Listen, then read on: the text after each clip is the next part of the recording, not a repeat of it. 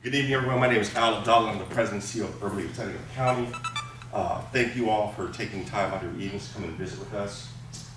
We are here to discuss health disparities in the Black community and what can be done from the community perspective to address those disparities. Historically, you have the medical profession, the industry, dictating to you what you need. And we're going to flip the script here. We're going to actually come to you and ask you, what are the issues that are most important to you in terms of health in the community?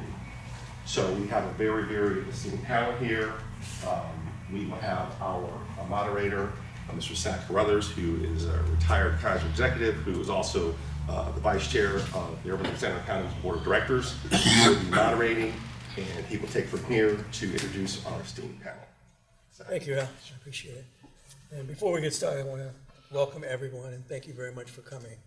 I think this is very, very critical, this discussion tonight. And so we'll talk about the objectives and stuff as we go along. But before we get started, I want to introduce my co-chair for this event today is Dr. Jerome Robinson. We also have Samantha Williams. We have Vanjie Ackridge, and we also have Daphne Watson with us today. And I'd like each one of them to probably take 2 to 3 minutes to kind of talk about their role in the community, what they do as far as health disparities are, and what they think some of the problems are before we kind of open it up and talk to you, the audience we want to get the information from. So would you like to start? Sure. My name is Dr. Vanjie Ackridge, and I am a licensed educational psychologist, which means that I have expertise in child and adolescent development as well as educational law. So I'm a licensed, being a licensed educational psychologist means that I have experience in working in schools as a school psychologist, but also practice privately. So I work primarily with kids who have learning disabilities or have been identified as special needs. So that can be mild, moderate, so attention deficit, anxiety, to disabilities that are more severe. So that those issues coupled with the pandemic and the academic achievement gaps that already existed in our community, I unfortunately am seeing some pretty dismal circumstances in our community. So this conversation is something that is very near and dear to my heart. My name is Daphne Watson. I'm the Executive Director of Mental Health America. And we provide mental health care from prevention to treatment through that gamut. And my issue is that we all need mental wellness. We all deserve to be healthy physically, and we all deserve to be healthy emotionally. And unfortunately, communities of color, in particular Black communities, have been suffering with trauma and suffering under the guise of mental health and not getting the care and treatment, because treatment is available to all of us and should be, and we need to demand it. And there's a whole spectrum from healthy natural things to actual medication and all in between. But the worst thing, and I tell this to everybody that I meet, is to suffer in silence. To suffer in silence, not get the help you need. That's the worst thing, because most people who have a mental illness and don't get it treated, the research shows they live 10 years less than the general population. So we're only harming ourselves. And so however you want to get treatment, whatever you need to do for yourself, that's the most critical thing. And that's the message that I want you all to bring home to yourself. My name is Jerome Robinson. I'm a now retired cardiologist here in San Diego. My practice, I was an interventional cardiologist, so I come to find out after getting close to retirement, I found that most of the people in the community didn't know me. If they saw me in the hospital, they knew me because I would be there, spend most of my time in hospitals and as an interventional cardiologist, which means that when someone came in with a heart attack, I would be the one person that if I was on call, they would call no matter what time, and I would answer the bell and go and take care of that person. What I found, though, in terms of healthcare, is that we have a crisis now in healthcare. We have a crisis because if I ask any one of you, has the healthcare system answered your questions? Have you benefited from the healthcare system?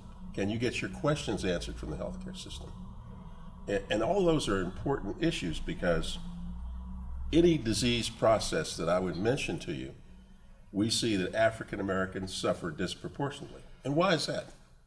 You know, the UN Genome Project showed that we are 99% the same. So why is it that some people should suffer from disease disproportionately and others do not? And probably what Mrs. Watson was referencing is the weathering process, as a psychologist from the University of Michigan once said, the weathering process, the microaggressions, the macroaggressions, the racism that we all face as people of color has caused us to live a shorter lifespan. We lost 2.7 years of lifespan during this COVID pandemic. Think about that, 2.7 years. We were already at the lowest levels of lifespan as far as other ethnic groups compared to whites. And now we lost 2.7 years more. So that just gives you I'll just start there. But what's important is, as I feel, is this system, and a lot of people realize this medical system is broken, you know? And ask yourself the question, has the medical system addressed your issues? When you go to the doctor, is the doctor talking to you or the computer? Do you get your questions answered?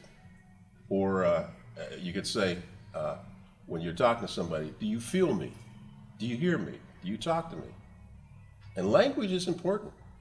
It's important that they know and speak so that you understand, and they recognize that you're there. You're a person. You're not Mrs. Jones, who's a 64-year-old person with X, Y, and Z. You're the person before them, and you have to make that connection. And that's a difficult thing to do in this broken system we have, particularly when the doctors you see have 15 minutes. You ever think about that? So I'll stop there. Thank you, Dr. Robinson. So my name is Samantha Williams. I'm a family nurse practitioner. I'm also the founder and executive director of Jireh Providers. That name alone is not only Hebrew for God is my provider, but it also stands for Joint Initiatives for Racial Equity in Health. Been in practice over 20 years, but throughout the pandemic, I actually stepped out of practice to focus on my passion and what I felt that I was called to do, which was to serve the community. Oftentimes, as many of us I'm sure see, that when we're in practice, we know that even though we may live in a community that is in large predominantly made up of people of color, when it comes to seeing them actually in practice, that percentage is nowhere near as high enough. And so I really felt led to actually go out into the community to actually be able to have the impact that I was looking to have, that I haven't had over the last 20 years for a number of different reasons, a lot of which Dr. Robinson just referenced. And so one of the other leading questions that I would also ask all of us to pose to ourselves is, for the community that we live in, do we know what the top 3 leading causes of death are? And if you don't, then that signifies that what most of us have often heard, what you don't know can kill you. So if you don't know what the top 3 leading causes of death are, and especially for the Black community, then how are you actually opposing that risk? How are you actually ensuring that you don't become a part of that statistic? And before I move on to our moderator and our next question, I'll just share a personal story. Even for myself, knowing that right now, for maternal health, for maternal infant mortality and morbidity rates for Black women in Southeast San Diego, Black women are dying at 3 times the rate. back in 2005, when I birthed my last child, Black women were dying at 8 times the rate. I didn't know that at that time. Although I did experience some complications, had I been more aware, what is it that I could have done to ensure that I had a better outcome? And that's a question that we should all pose to ourselves. We all have mothers, we all have, fathers, sisters, brothers, family members that are impacted by different health conditions, but us not being aware of what those leading causes of death are and what are the things that we can do to actually mitigate those risks often put us at more risk. So we'll close with that. Thank you very much. I think so. We're going to turn this around a little bit because this is going to be an input from the community, not from us. We're going to set up some parameters. We're going to set up some questions, and then we'd like you guys to respond to that. So the objectives for this evening is to solicit from you what you think the public health disparities are in San Diego County for you as a person, and as for your family and for the people that you know. Second thing is, do you have the ability in San Diego to access health care? And is that done on an equal basis? How hard is that? Is that difficult? Easy? Doesn't help work at all or anything? So these are the two of the issues we want. And then the third thing is to propose some solutions for these two things that we talked about. So I think that's where I want to start. And so I want to talk about health access disparities. And I want to define that so we all know what that means.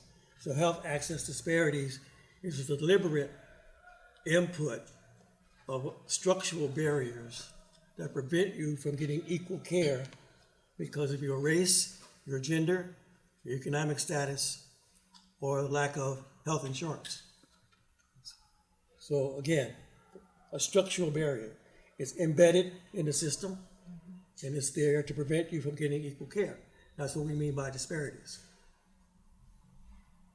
So as Dr. Robinson and everyone has alluded, Black patients have the worst health outcomes than most individuals that we see, along with the Hispanic population as well, especially low income. So we don't have access to care. We are low income. We don't have health insurance. We don't go see the doctor in a timely manner, and those kind of things. So I think that's the first question we want to pose. So if anyone here can give us an idea or a story on how you access healthcare. Can you get healthcare in San Diego? Is it easy to go see a doctor? Does anyone want to share something?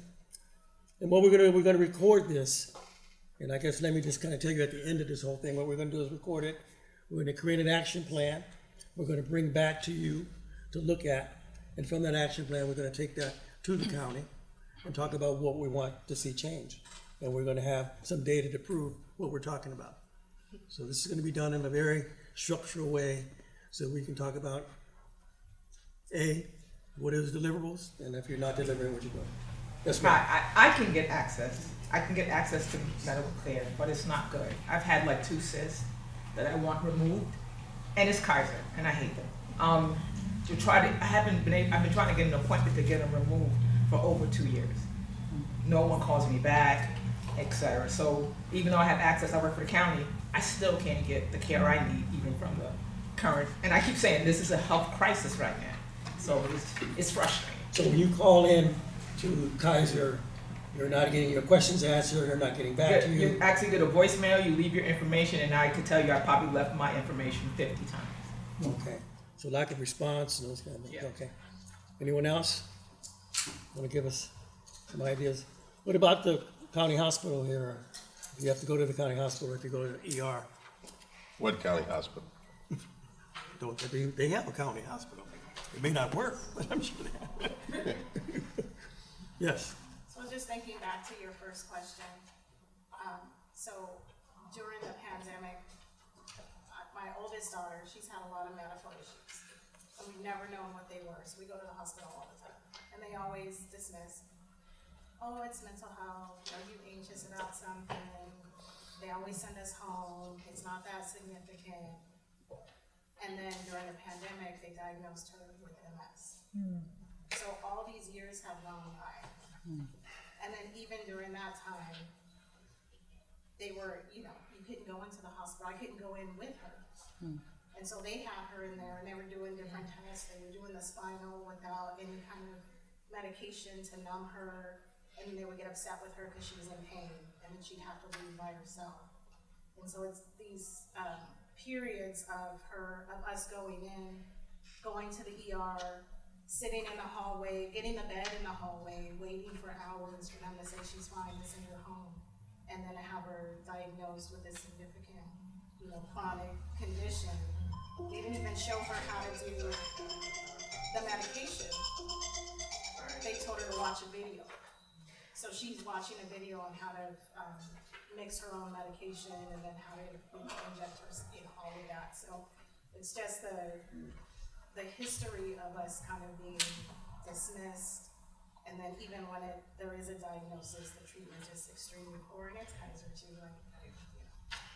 So we have healthcare, but it's awful, and then not even having a doctor that looks like us or would listen. It just constantly feels like there's that dismissal. We're going to talk about cultural competency a little later on, but that's exactly what you're talking about. I think is the fact that someone who understands what you're talking about. And all of us that are sitting up here, and I would definitely say we've all experienced the same thing, because what we're seeing now is medicine as a business and not medicine as a healing art. Right. The insurance companies have taken over, and it's about numbers and not health outcomes, especially in our communities. So I think that's kind of where we're going with a lot of this. So how do we change that structure? Yes. So I have a comment. So I don't have a lot of problems with healthcare access. I have a private healthcare insurance, but however, getting in there and getting questions answered and actually getting to talk to the doctor like that's hard. That's very hard to do. So I get frustrated with that, and I just insist a lot of time. So, and then on the other hand, I'm with San Diego International Birthing Project. I work with expecting mothers, and a lot of them don't obviously have private insurance, or they may have military insurance or Medi-Cal, and so they have a hard time getting in there into their appointments a lot of the times, which is very frustrating. Or when they're in there, it's very fast. They're not getting diagnosed like they should. So it's very tough, because our mission is to, help mothers have healthy babies, and these physicians are not, they're not doing it, not with our mothers. So I advocate for them. Well, it's interesting you mentioned maternal health, and I think Dr. Robinson and I have had this discussion a lot about this as well. We are, in this country, I think, as far as the industrialized countries go, we are last in healthcare outcomes. We are last in maternal health and infant death. We're last in most outcomes when it comes to health. It's quite interesting for somebody, a country that's so wealthy, that all of our population is that way. And then those of us who happen to be black and brown or low income, it's even worse. So something has to change. And I think, again, Dr. Robinson alluded to that, and I told the panel on the other side, is that when the pandemic came, it exposed how bad our system was. I think they were playing, roulette for a long time, moving that pea underneath that little ball. But then when the pandemic came and all the pieces came apart, it really showed how bad things are, and it hasn't gotten any better. So I think this is why we're here today. That's why we hope that we can come up with some data, and we are working on that right now, is to come up with data about the community's health, not about the general county's health. And we're using the biostatistical people to help us do that. So when we go to the county with our plan, we can show the data proves what we're talking about. We're not just blowing smoke. We're not trying to do what we did a long time ago when those of us who thought we were revolutionaries were mowing everywhere. We want to make sure we have data. That's why I became a scientist. That's why he's a doctor. That's why he's up here do what they do, because we know that data talks. So anyone else? Anyone on the panel want to kind of jump in on some of the things that we're talking about here? Let me bring up one issue that probably hasn't been thought of, maybe at all. And it's a friend of mine who's a retired school teacher. and she's helping children at one of the schools with math, because she's a math teacher. And one of the things, and this is in the grades 1 through 6 or 7, one of the things she told me today, and that is what she's seeing is children who are not well nourished, food insecurity. Because one of the things that she's found is that she has noticed a great difference between what she was seeing and what she's seeing now when she was teaching. She's taught for a while. And it appears to her is that maybe those neurons aren't firing because of food insecurity, and that those children are going to be left out in terms of their ability to progress as they grow and learn. And we haven't thought about that. But, I heard a report today from the San Diego County, food distribution place. They said that before the pandemic, they were spending about $1 million a year to get food supplies to deliver. Now it's like $10 to $12 million, and the need is still not being met. And so we have some big problems, particularly in underserved communities and underserved areas that are very basic, and that shouldn't be in this country. But what do you think your experiences are in terms of things like that and your children, and seeing how your children or grandchildren that you're taking care of are doing? I mean, and that's a good point, and I think they do know about it because it's something called social determinants, as we all know what that is. Social determinants is where you were born, where you live, how you grew up, what kind of food you had. Was there light when you were born and you had light and stimulus, or you were just laying there in a darkened room? That the stimulus is what creates the brain cells. The stimulus is what creates the things that you do. The food, do people interacting with you? Are people talking to you? These are all things that determine our health outcomes.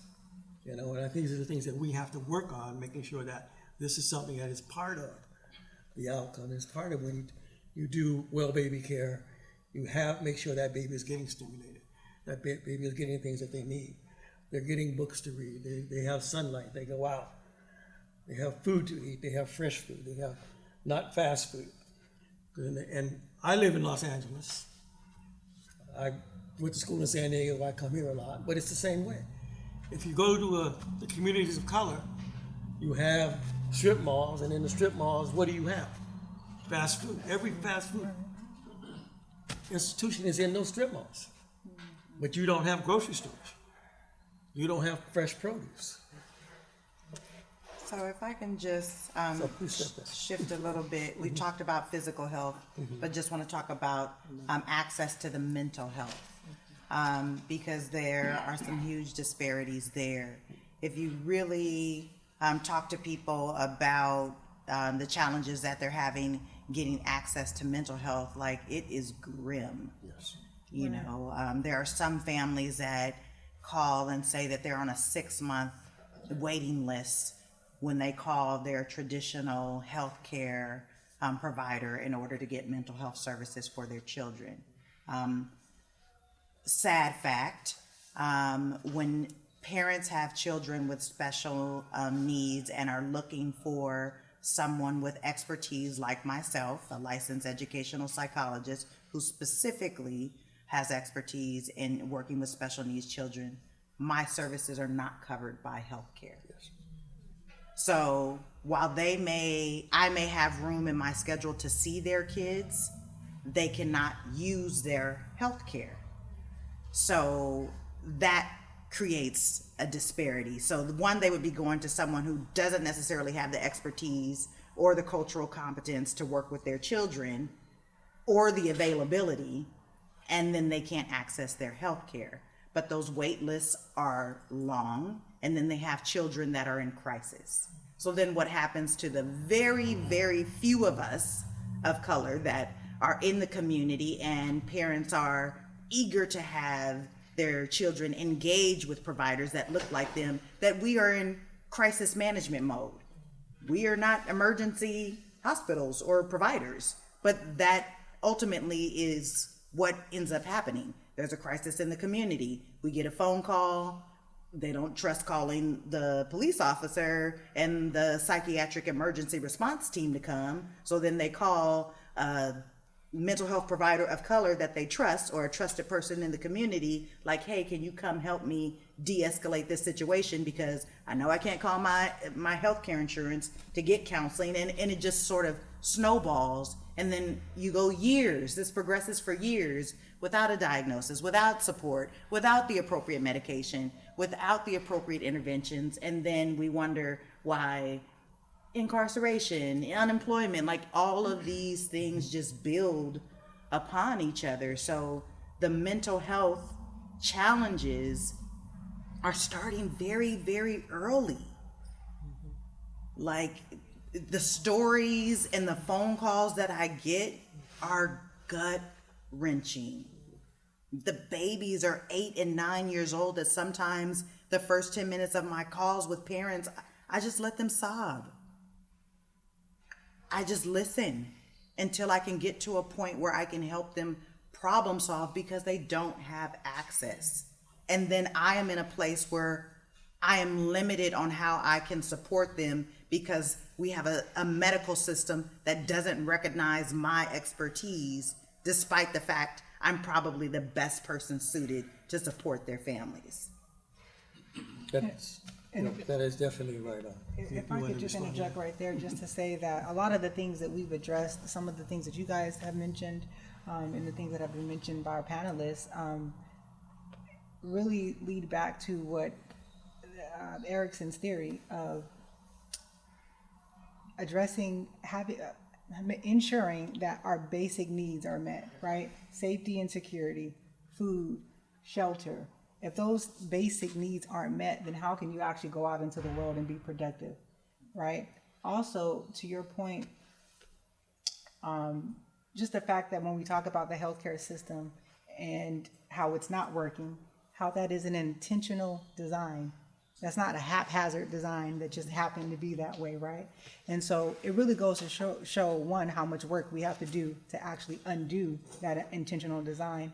But it also speaks to the whole reason why we are here. Having these discussions not only empowers our community, but it also provides the platform and the opportunity for us to be the change we want to see and create the solutions. And so this is a critical conversation for us to really start doing that deep dive and figuring out, one, are we aware of what's going on in the community and what those health risks are? Two, what can we do to actually fix the situation? Of course, there are a number of different areas that we do have to focus on and to fix that. But back to your point, that comes to addressing with the county at the local, state, and federal level, what changes do we want to see in the healthcare system in terms of who is compensated and who can provide the care that we need. Once we know what is actually affecting our community, why are these people not able to provide that level of care? And what can we do about what can we do to bring about that change? But that is very, very necessary, and that makes absolutely no sense. And add to that the number of mental health professionals that are credentialed to accept insurance that are Black and brown, slim to none. Right. Well, I will definitely say that what you're saying, what you're talking about, and I'm sure we'll get into Let's that. talk about this. The county already knows this. There was a report that was put out in 2021, I believe, on the behavioral support health shortage in San Diego County. And there's a report that was created. And in that report, they state that there are 8,000 less individuals provide care than they have to provide care that's what's needed. There are 8,000 people short. They know this. They've known this for a while. Also, the California legislature passed a bill to give the county money to deal with this problem, deal with this situation. They've been getting money for the last 3 years, in excess of $1 million to deal with this. So the question goes back then, is if we know this is happening, then why isn't there any change being done? Why isn't there any plans being put into place to deal with these issues? Because You know, go ahead. our system is, as you mentioned, it's not designed to really help us and really help anybody on the other side of the table. But particularly for people of color, it's even worse. And when you're going to seek help, you really don't even know the words necessarily to what to ask for. So that person then minimizes whatever you're saying, minimizes your behavior, and tries to dismiss what you're saying as not being real, actual, or they just don't want to deal with you. Unfortunately, you have to be an advocate for yourself. And also, we need to say, this system has to change. The doors have to be open. If you're in a mental health crisis today, you can't wait 2 weeks. Right. You cannot wait 2 weeks to get seen and treated because you'll decompensate worse, and that illness will become much more stronger. You need a treatment early. Mental health is something that is not just one linear thing. It can go in many manifestations. And you don't want a person ending their life because they didn't get the proper treatment. And unfortunately in San Diego, suicide rates are high. And what that indicates is people not getting care. They're not getting through the doors. And there's not enough practitioners. I have staff who are practitioners, but it's not enough of them. Okay? And my staff is probably one of the most diverse mental health professionals, but there's not enough of them out there as well, because people can misdiagnose people all the time, and they do. They put labels on them. I had one young man was labeled as bipolar, and he's is depressed, that the trauma of being put in foster care made this boy's behavior act out. He's not a kid that is bipolar. But unfortunately, every major children's program diagnosed this boy that way because they didn't want to see him for what he was. So it's a common thing. A few years back, an African-American educational professional who had a son who is schizophrenic had been trying to get this boy help for years, and he really took a downturn. She would bring him to the hospital. The hospital would treat him for a few minutes and send him back home. What did this young man do? He stabbed his mother and his sister to death. She was a professional. She was an assistant principal, educated woman, was seeking help, but didn't get the right help for her or her family. So we really have to push the doors open to real quality mental health, because that's the bedrock of why people's behavior is the way it is. And if they don't get help, it doesn't get better. Yes, ma'am. Snappy, you were talking about hierarchy of needs, so just really quick. If you have a copay, you have to weigh, how sick are you? Like, are you gonna go to the doctor, or are you gonna use that money for something else? And so, even for the mental health, you gotta pay $25 for every time you go in a session, if you're not gonna see it. And I actually want to just take the time, because you just mentioned, I said Erickson's theory, but it's actually Maslow's hierarchy of needs. So thank you so much for bringing that to light. But she's absolutely right. And a lot of our families in our community have to make those decisions all the time. Even when it comes to something as simple as, your primary care doctor, if your child is sick, or even if you're having a hypertensive crisis, right? If you don't get off work until 6 o'clock, but the last appointment is at 5 o'clock, and it's something that needs to be addressed, we have to balance and make those decisions. And especially if you have 5 children, 5 mouths to feed, and the healthcare system is not suited to address those needs, right? How many of our primary care doctors or offices actually have appointments after 5 p.m., right? And then within Southeast San Diego specifically, how close are our urgent cares and our hospitals to actually get care? There's just really barriers on top of barriers on top of barriers. And then, oftentimes we have a system that doesn't really understand why it is we didn't seek the care that was needed. But then going back to Ms. Daffine's point, it really is about that advocacy and then being willing to kind of push through that. Right. You know, as you were talking, it just reminded me of like my own experience being a teen mom. I had my son at 19. I was at UCLA. He had an issue. There was something going on with his stomach.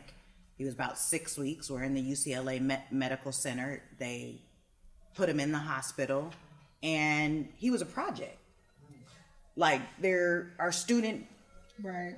doctors coming in and out of there. So I'm 19, I'm frazzled, this semester is about to start, like I'm confused, you know, not sure what's going on. And in the moment, you know, hindsight, it probably wasn't the best decision, but in that moment is what I did. I unhooked my baby, put him in the car, and I brought him to San Diego and took him to Children's.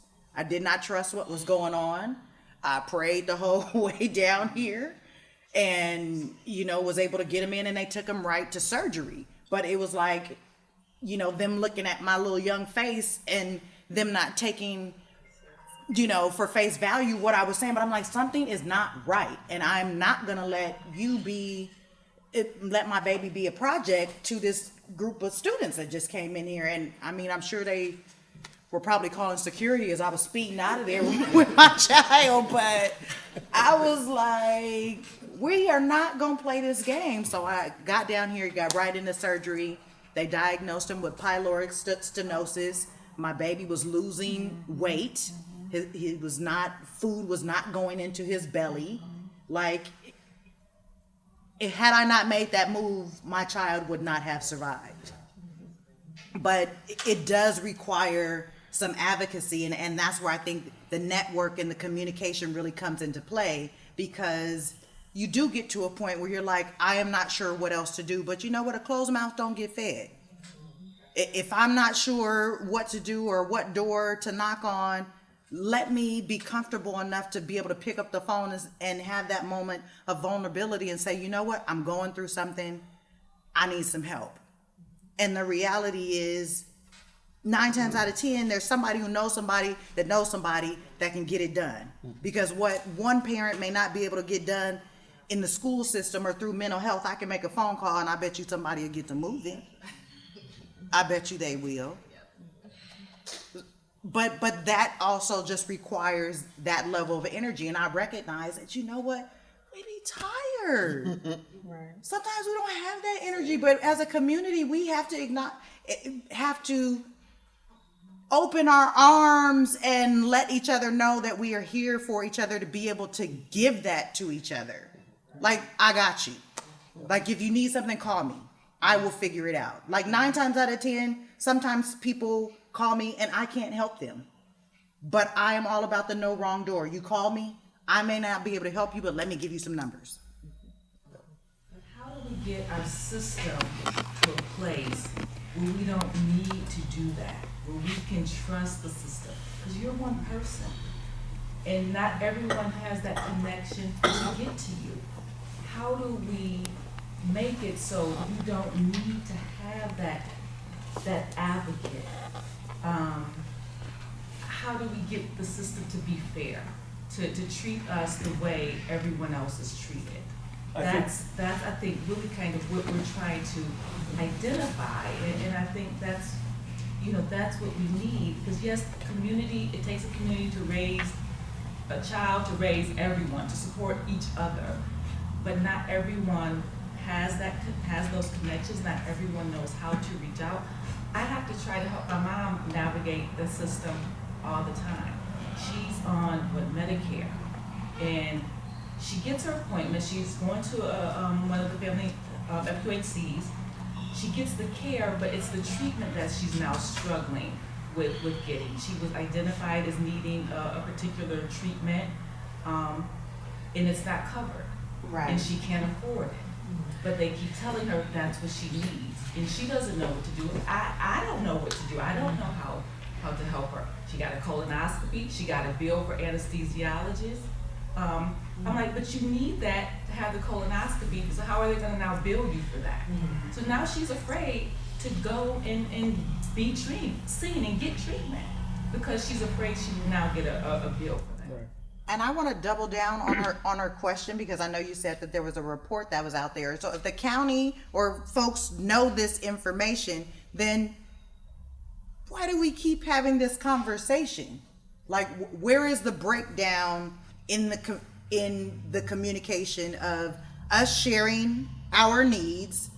There's some report that is generated, and then the action item. Because I do remember there were some funds that were distributed for mental health. Like, where is the breakdown? I think the breakdown goes back to the intentional design. You have to have, we know what the system is, right? And we know how it's failing, but you have to have on the higher level, people acknowledge just how bad the system is, because you can continue to throw funding at it, but that's not going to fix the problem. I do believe that, and especially, you know, we're at a moment in our country where community and people power is about the strongest power right now. You mentioned advocacy. That is one of our strongest weapons. Yes, one person cannot be the sole, protector or advocate for anyone, but us as a community, right? We can learn to create pathways and be able to lean on each other in that way until we have a better system in place. But at a system level, there are so many fractures in the system. It's not going to be a quick fix, and especially for a community that's already bleeding, right? We need to cauterize the bleeding at this point. Your question? No, you were first, please. Actually, until we get it fixed, advocacy is the only way to go. I work a program for 60 years, a person 60 years or older.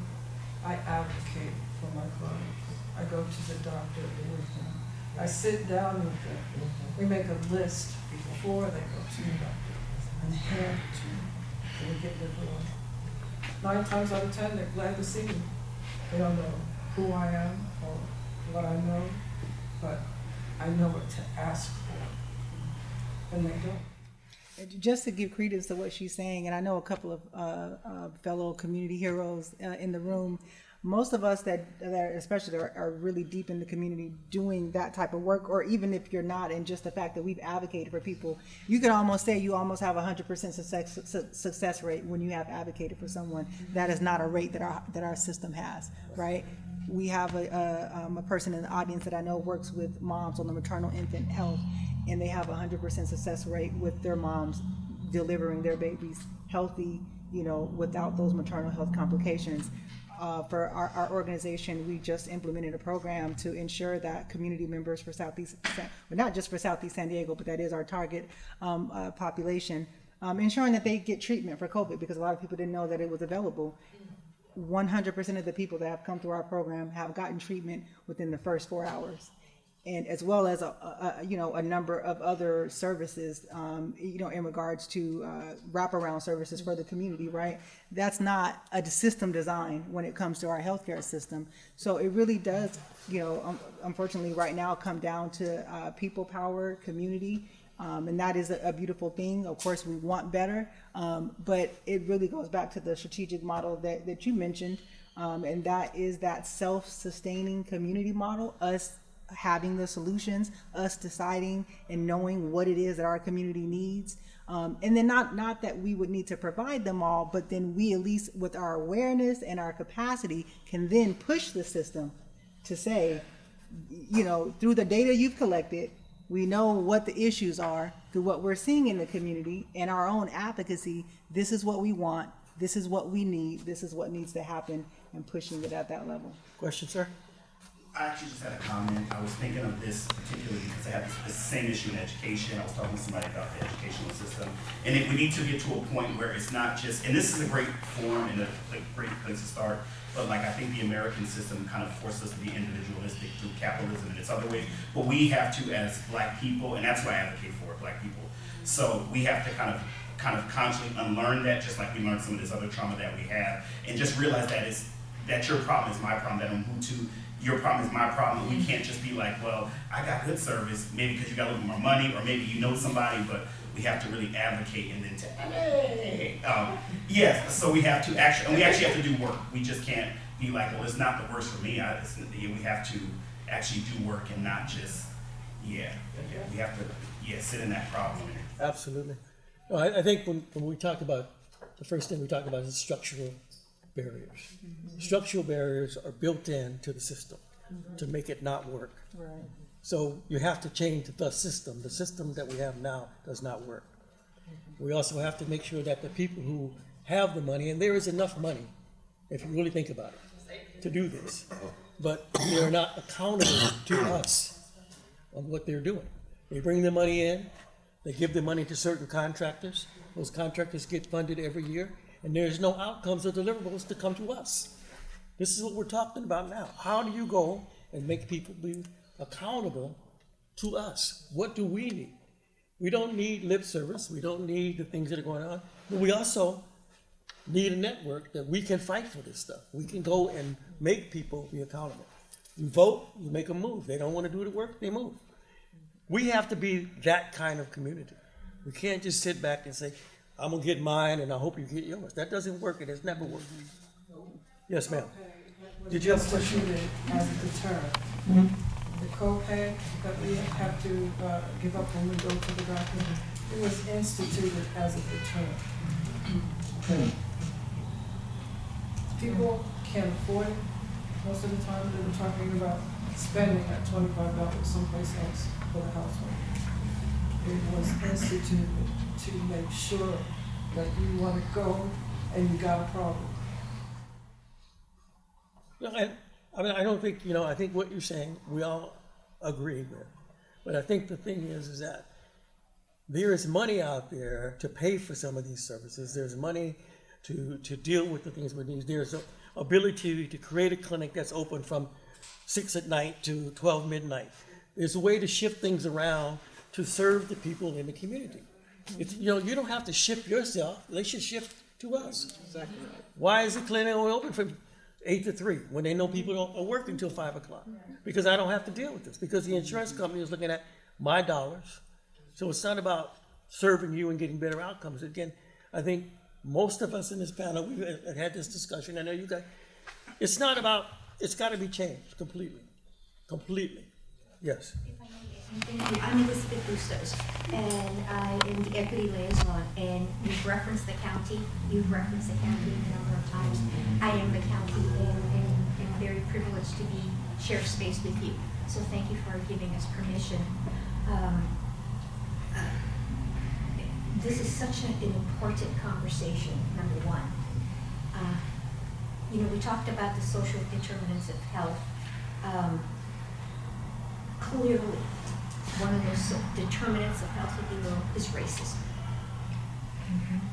Okay, and there is a movement and a lot of conversation, to add that, to be very explicit about. But again, difficult conversations for some. But you know what? These outcomes, this treatment, this racism, okay, did not happen overnight. Okay, what all of us are describing, I'm a brown person, similar experiences in terms of access. English is not my first language, as I think some of you will hear. In my speech patterns, no insurance, and then the devaluing experience. Overwhelming. But again, did not happen overnight. And there is a reason. The hard conversation that we all need to have together is taking a look at root causes, number one. Okay, and stop questioning root causes. There's plenty of evidence. Yes. Okay, so stop questioning. Let's move on. Acknowledge and move on, number one. Okay, number two, okay, honor what we know is the truth. Solutions are here at the community level. And really not only create spaces in partnership, okay, but also do a colorful language here, a heck of a lot of learning and listening. And I'm hoping this is resonating. So thank you. Absolutely. It is resonating And it clearly identifies really what the issues are. It's a structural racist system. It's ingrained, it's entrenched, and it's designed to leave out some and leave out more. You can have a conversation about race at a high level, but if it doesn't get to the granular level, to the level where the people are, and that change is not real for people, if I can't get through the door when I need it, then all your conversations about racism and its theories and social determinant stuff mean nothing to me. It has to change on that level. And just like was mentioned earlier, why don't we have a clinic that's open to 12 o'clock midnight so people can go in and be seen? In LA, they have crisis centers where you don't have to go into a mental health facility. They can take you right there and get medication. You can see a doctor at 24 hours. They got lots of them throughout the community so people can actually access it. There should be replication of that in San Diego. We have a question over here too. Sorry. There's food trucks 24/7, right? Right. How come there can't be trucks with clinics 24/7? I mean, this is proven that it works. You go where the people are to serve. People don't have to come to you. The food industry figured it out. Why isn't the health industry thinking about the same type of thing? Because it's not about service. It's about them and the money that comes in. So the structure has to change. And this is why we need the community to say, look, this is what we need. And we need to go to those who have the money. So you need to change how this is done. You need to be accountable. I've worked in research and writing grants and dealing with county, Los Angeles County and so many other counties for a long time. And I know how these contracts are led. And they give money to people, any deliverables, any objectives that need to be done, as long as they just pay them every year. And as long as you do a token work and there's no problems, then they'll keep funding you. And it's not about giving the services. It's getting the money out of their hands. The federal government sends the money to the state sends it to the counties, and this is how it works. But if you read the federal regulations state that there's things that are supposed to do that are not being done. They're supposed to service all the communities. They don't. They're supposed to provide reports. They don't. They're supposed to do audits. They don't. It's all the good old boys club. It's how it works. And so I keep getting money, and then they can state, well, we have all these programs, and I can't see why things aren't changing. I don't know. Right. They must not care. They must not want services. Well, if you can't get the services, yes. So again, it's a structural change that needs to be done. And I'm not saying anything that nobody is not saying. This country is flipping back to Jim Crow, as far as I'm concerned. And that's kind of my opinion, but this is where we're headed back. And if we don't do something about it, Young man over here. we're going to be in trouble.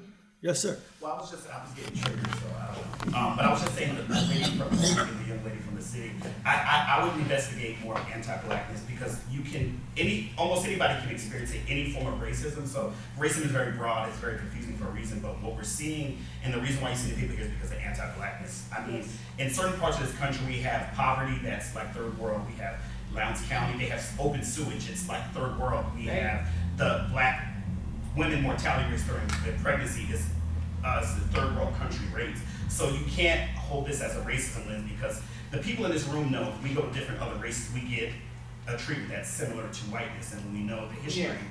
Yeah, you can look puzzle. They just said but so it's that if you don't come with the honesty, you confuse us as a group. So we have to, and also too, it's like either as a community we need to say, is the system broke or is it working as expected, and then base our thing off of that. We can't be like, oh, it's broken when it was made this way, and then it's like we're talking. So we just have to clarify what the real problem is. And I agree with you because it's working as intended. The prison system is working as intended because we're the only ones that are getting caught up in a majority.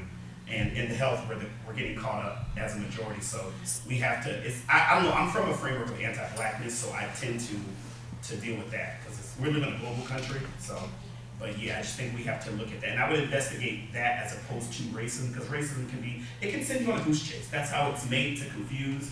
It's made to make it like, oh, it's just against white people. But no, the world's complex now. I mean, if we were 70 years ago, cool, we could do that and survive. But we're much more complex now, much more global. Immigration has changed after 65. So I would just say, yeah, we need a complex solution, and that some of the people up there, we just need to figure out what the real problem is and call it out by its name. And to add to that, I kind of want to push back because I'm struggling a little bit, and forgive me if I have a moment with this with the conversation about the structure, and we need to challenge the structure. I am so tired of that conversation, and I am exacerbated by it because we have already acknowledged that there are so few of us doing this work. So if there are so few of us doing this work, how are we going to help the people, advocate for the people, and then deal with the structure? We have to choose a position. I find myself in that position all the time, having 5 degrees, yes, 5, having the expertise that I have, the connectiveness that I have in the realm of education, law, mental health. I can't be everything to everybody. So if I have an opportunity to help a family that calls me in crisis or sit and talk about structure, I'm going to help the family. So I've kind of been joking with some of my community colleagues because it's been a good decade where I've kind of been in my bubble helping families. But that's part of the con, though. It's part of the con. Like you can blame it on 5 things. Let me blame me. You can blame it on the strong black woman that's taking care of the community. Oh, black women most educated but still have no power. You can blame it on, I'm the community leader. Like, it's so many things that just, but we have to be honest about, in our leadership too. We have to, like I said, but how often we can say people power, how often are we using it? How often? I could have chosen not to come, but I was like, you know what, let me support this work that they're doing, because I could have relaxed, and we all need relaxation. But yeah, we do.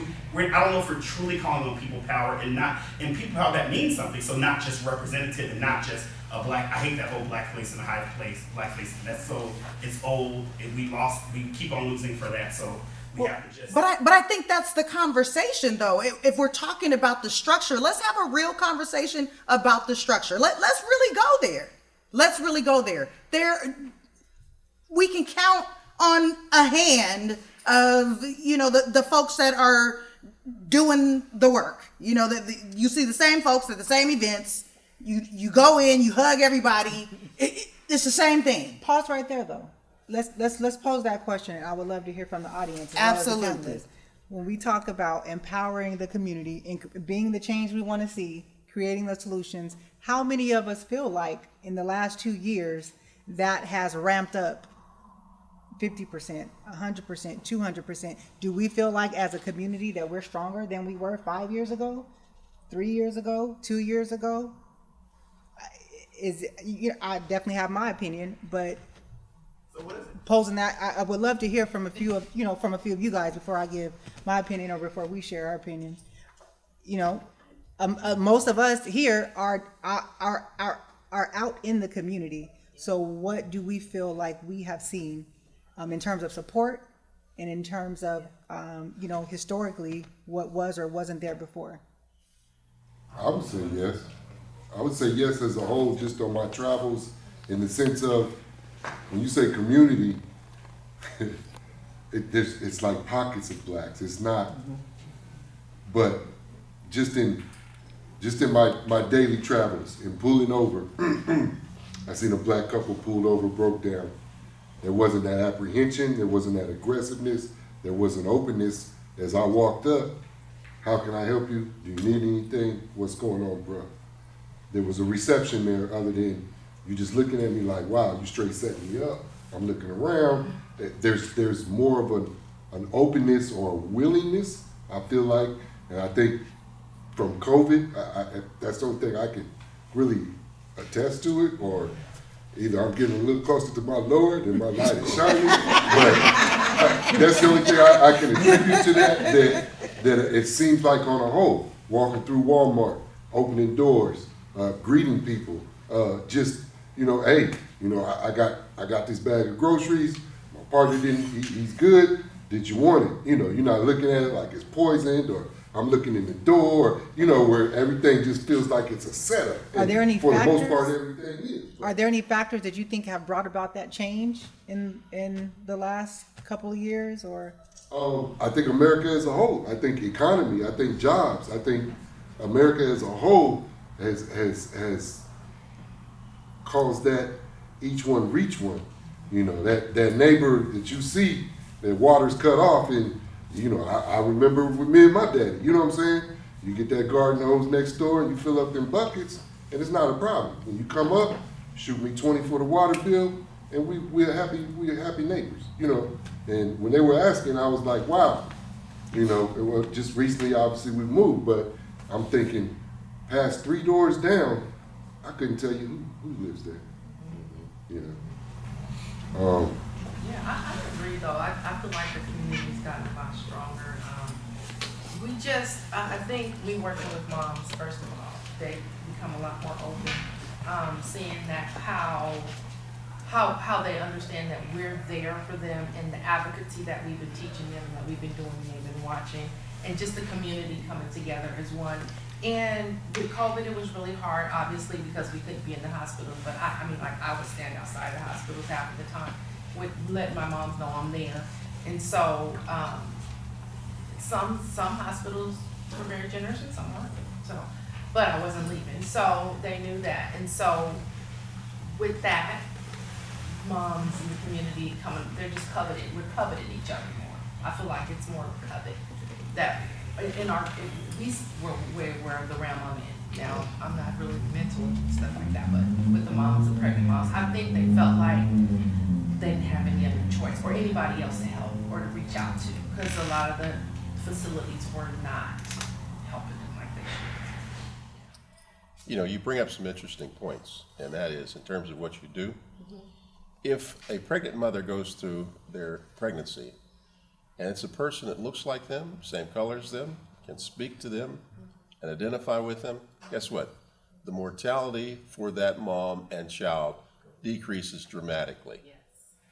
And in terms of, you know, just in terms of this country, yes, it's pretty poor. One of the things the WHO does in terms of infant mortality around the world, they go in and set up programs around the world to improve maternal and infant care. Given our status and where we are, WHO should be setting up a program right in this country. You know, so, but I think we all have had experiences. And in this country, in terms of how are we going to do things, there are a few things I think we have to think about. Healthcare in this county belongs to the county, not the city. How do those folks get into those positions? They get elected, okay? We may not pay as much attention to who gets elected and find out something about those folks so that they represent what our ideas of what should happen should be. So I think we have to do that. Pay attention to who's doing what. You know, one of the things that we can see in the country is gerrymandering, redistricting districts has put control in some states in the control of people who don't represent the majority in that state. So we have to pay close attention. So that's the first thing that you have to understand.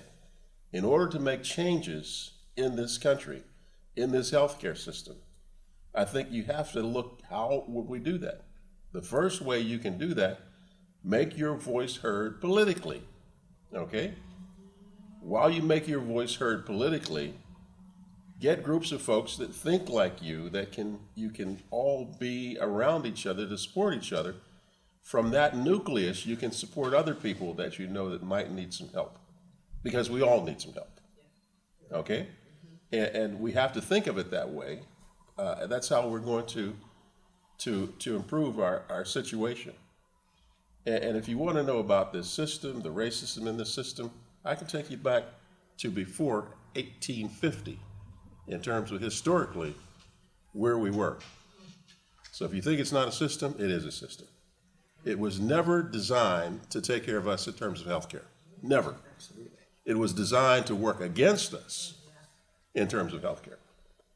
So, but those are the things that, you know, that we have to think about. And we hear all of these experiences. We gather a group of folks together. We hear these experiences. And these are the experiences called weathering.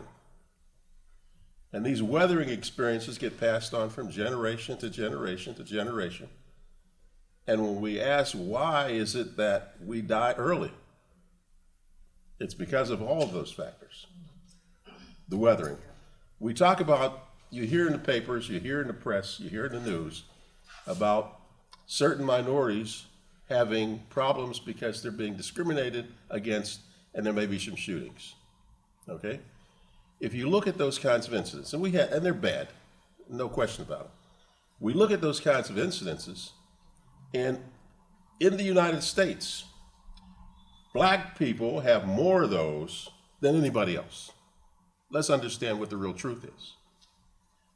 We put up with more of the major aggressions, the microaggressions, and it's documented. And that's part of the weathering process that we, you know, we tend to sometimes pass those things off, and we shouldn't, okay? But we have to look at, well, what are the things that we can do to change the situation, okay? And one of the things is that to work with each other, you know. Truly, you can say that if we're going to do well, we need to be our brother's keeper. I can tell you point blank, in this healthcare system, if you don't have an advocate, somebody that can get you through this system, you are sunk. You are sunk. And I can take you back historically if that's what you want to know, or I can bring you up to the present, or I can talk about what appeared in the New England Journal of Medicine around 1998, 1999. Black folks with chest pain needing cardiovascular care were 1/3 less able to get that care with the same complaints, the same problems as a white person. You think that's changed? The answer is no. So it is structural, it is individual racism, and in medicine, in hospitals, when somebody black walks through the door, the conversation changes. Okay? Yeah, and I've been in San Diego practicing for 40 years. The only black interventional cardiologist for many of those years. So you know the conversation changed when I walked through the door. But I walked through the door proudly. I would love to be able to one, just answer my question. For me personally, I have absolutely seen a huge difference. Even if you look at our elected officials, that we were able, you know, through the power of our vote, power of our voice, get through the door. We're still supporting, you know, people like Monica Montgomery, councilwoman, council member, Dr. Akilah Weber, assemblywoman, a number of different folks, right? And to actually be able to feel what that trickle-down effect looks like in terms of funding, in terms of programs and things like that. To the credit of the county, you know, we are in California, a much more progressive state than what we see across the nation. We've seen that trickle-down effect in that way.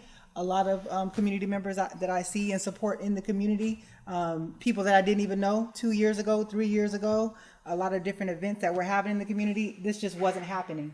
And so even the conversation we're having tonight, to be invited to it, to be a part of it, to be a panelist, to see community members in the audience, this was not happening at this level.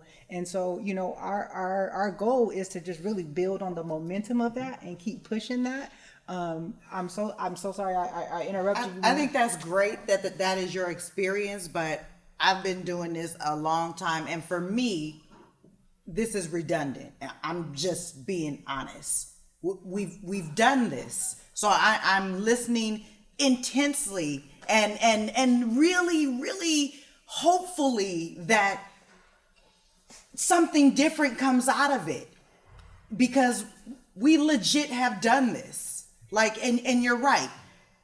All the things that you've talked about, like, I'm on the second wave of this. Like, this is my second go round of this. So I'm really eager to see, like, okay, what's going to be different this time?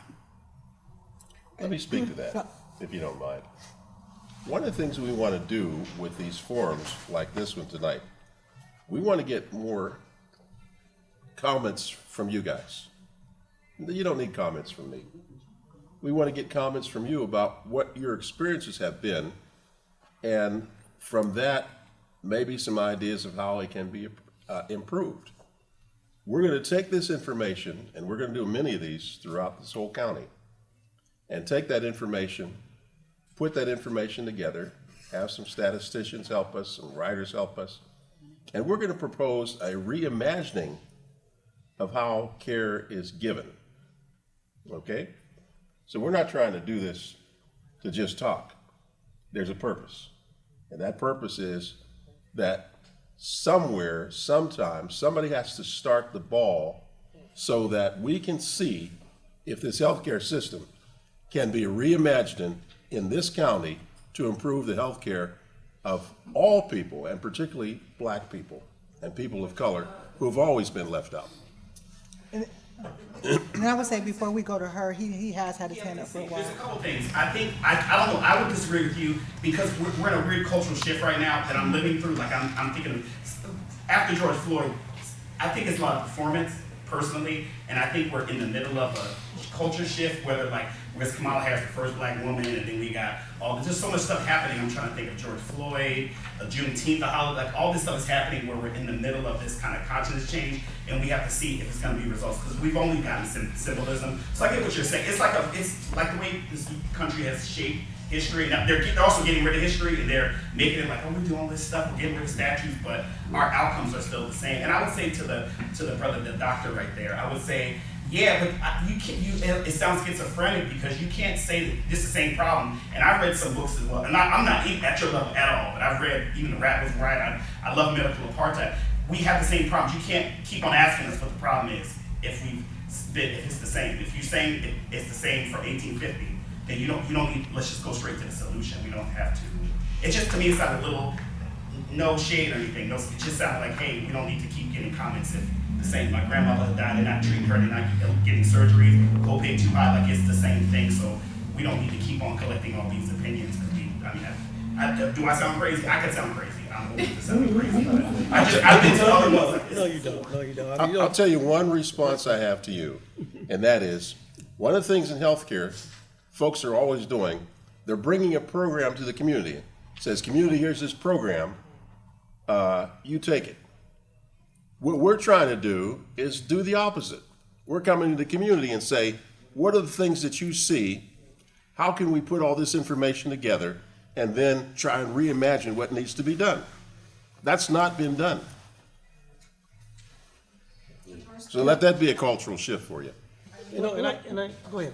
What I think is that there's no simple solution. There is not a simple solution. Right. And we need all of this.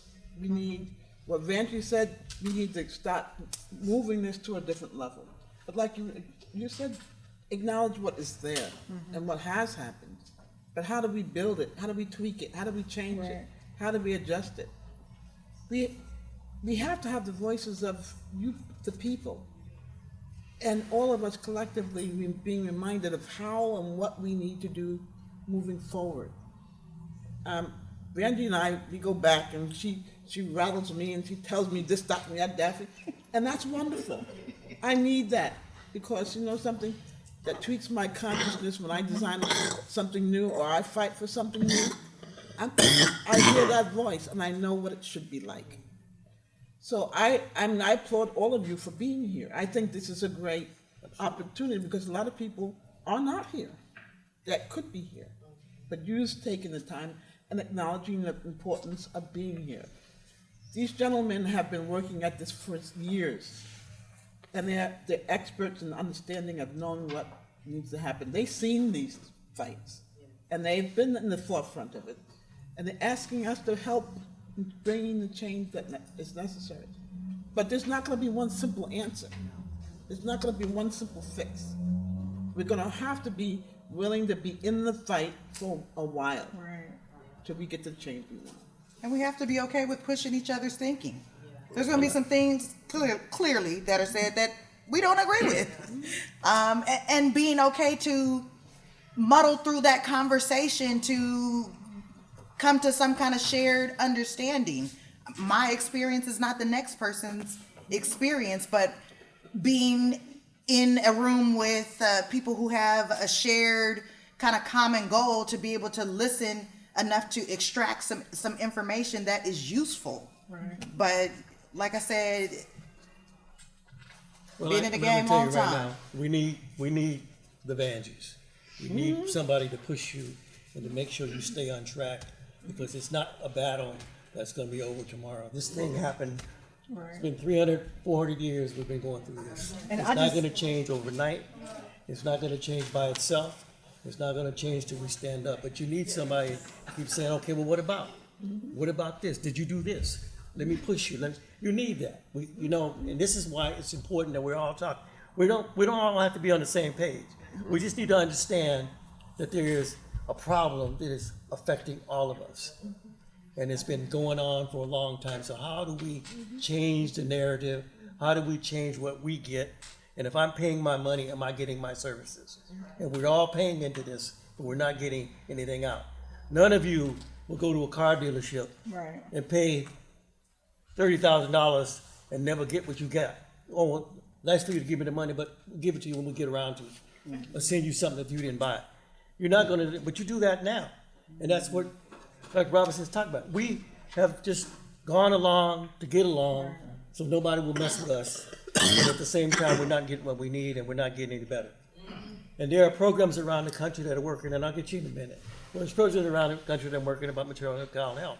There's a program in New York that this individual physician went in, and he's now doing cultural training in obstetrics to these women in these hospitals, or these nurses in the hospitals, I'm sorry.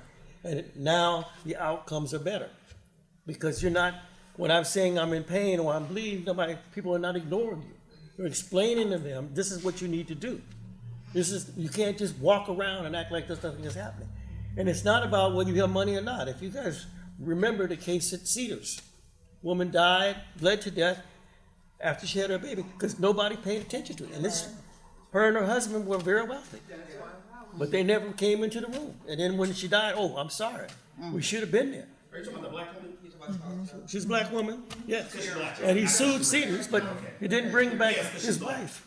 Well, and that's what he again, was this saying, is what we're irrespective talking of about. education. People disregard you when you walk into that hospital when you're a black person, unless you stand up for yourself. We're saying that we need to fix it. If you are in pain, let them know. And they want to ask you what your pain level is. 10. Tell them it's a 10. And tell them that you will not be hurt. You will not allow them to hurt you. Well, that's what I'm saying. You have to do that because, again, they tend to ignore you. And, look, Dr. Robinson, and you read these articles, these experiments have been going on for years and years and years. It was thought that black people didn't experience pain the same way everyone else did. So if I'm in pain, if I'm a 10, well, obviously, we don't believe you because you guys can, and they don't come and help you. So you have to be able to change the narrative. You have to get people in there who are culturally understanding what you do. And we have to get another 500 Vangies. We need to get another 500 Dr. Robinsons. We need to get people of color. I don't know if to the be world out is ready. there doing that. Because we don't have enough people doing that. We don't have enough people going into the professions that we need to do what we need to do. So we have to get better at that. Yes, ma'am. Yeah, so I just did a project on implicit bias where we were in the community getting information out there, talking to physicians, talking to nurses, doctors, and families. And it was a real eye-opener. A lot of them did not want they did not want to know they had implicit bias, so they didn't even want to hear what we had to say about it. We did some trainings. We weren't very successful with our participants, but obviously my organization, moms and people from around came, but hardly any physicians came. What we found out is that in their trainings, the doctors and physicians, they may get an hour, 2 hours of implicit bias training, cultural diversity training. So a lot of the time we would going into the hospitals and to the clinics, they were telling us they have their own training going on. They were, who knows what they were talking about, you know, whatever, but they already told us. So that is part of it, going back to that training process when they're coming in, when they're getting educated. Make sure they get as much, they do 12 hours of sociology. Why not 10, 12 hours of implicit bias training? Well, sadly, this sounds like deja vu from when we did the forum way back when with the police department, when we were talking about what was their training on cultural competency, and they said 12 hours. That all screams intentional design to me, though. That, you know, that's not haphazard, that's not by accident, that's intentional Absolutely. design. See, I think it's gotta be more than If you're just. 40, 35 years old thinking this way, what is 24 hours, what is 100 hours gonna do? When a whole media shows you that black people are animals, prostitutes, hoes, bitches, pimps, all this, monkeys. Like, what does 100 hours do? Like, are we gonna confront the problem, or are we just gonna keep on? Because, and also too, a lot of this training is a lot of white women, by the way. Those hours can be in residency training. Send them to the black hospital, let them work over there for 6 months. But then they're gonna be making comments about that. Yeah, That's so they can raise their but hand. they'll be over there in the midst of it, and they'll be able to talk. And then be more dense. So it doesn't, I mean, part of that implicit bias training is they can go be in the hospital where the less. But that's a hustle for some of that, because if you look at some of the DIs, a lot of white women do that. A lot of it's some money. Some money trap. It's the same thing with the cops. It's just money. It's like let's not fire them. Let's not find ways to hold them accountable. Let's just they're ignorant. It's like, believe me, I do this thing in business. Like, if I make a mistake, What's your solution? well, first of all, that's divisive. But what I'll tell you this is, we have to kind of take each problem and we just sit on a bunch of things. There's a bunch of solutions. Racism has made it so it's in the blood, it's in the air. So if you ask me a single direct question, I can give you my idea of a solution. But to just do how do you make peace on the earth? It's not that simple. So if you give me a pointed question, I'll give you a pointed answer. But you can't do this general thing with the nature if you know racism, if you know the way this country was built. So if you ask me a pointed question, I'll give you an answer. But we have to build systems that hold people accountable and that are disciplinary. Just like we're penalized for being black, then you can be penalized for being anti-black. So, and if you give me a circumstance, I can let you know that. Like I said, We need to start from the root. We need to start from the root. but the root is weird. So, like I said, one of the things I tell people. Digging for it. No, and I got to understand. When I tell people that and what I do, and like I said, I'm learning in this process. What I do tell people is like find a part of black life you're passionate about and just go there. Because we'll be running chasing our head if we, you know what I mean? Because just find something you're passionate about, whether it's education, whether it's health, whether it's food, nutrition. Just find there and just work with an organization that's advocating for us. And as a start, but if we go with each issue we have, we're going to be going all day trying to, my mama died, we got to go there and deal with the funeral, selling her body parts, and grandma's in the hospital sick. We're just going from that to that, and our kids are being miseducated, and we're being over-medicated. But we do need to have an honest conversation and say but we have to start with pointed questions and clear questions. Well, I think that's why we're talking about a network of things and what we need to pick an issue we want to deal with. And one of those issues now is health. And I hear what you're saying, but racism has been around since 1619. It's still around. It's flourishing. And there was a quote I remember from one of our presidents, President Johnson, about white folks. And if you let white folks know that if you give them $5, they're better than a black man, then they're better than any doctor that walks on them, and they'll vote for you anytime. And that's what's going on now with a lot of our folks in some of these so-called red states. They think that somehow they're better than who we are, and they're living in Appalachia and starving. But they're better than Dr. Robinson because I'm white. And this is the thing that we're talking about combating, is how do you combat racism? By dealing with certain problems, by coming together and working to make things better. You know, there's no illusions here about what this is going to take. I am an old man, and I probably will be dead before this changes. But I am not going to stop the fight. One thing I think we don't do enough, though, I think we don't go back enough to what has worked.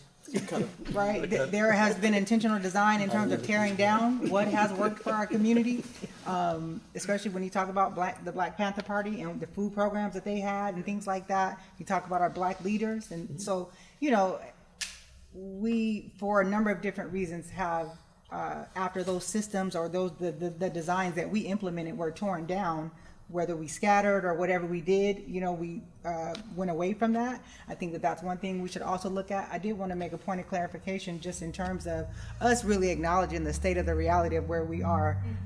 We are worse off now than what we were in terms of socioeconomic status and healthcare than what we were 100 years ago. I remember with my husband, I forget the gentleman, he was renowned in the community, I forget his name, but he was even talking about the fact that this is going to be the first generation, our children, the first generation in the Black community that is going to be worse off than the generation that precedes it.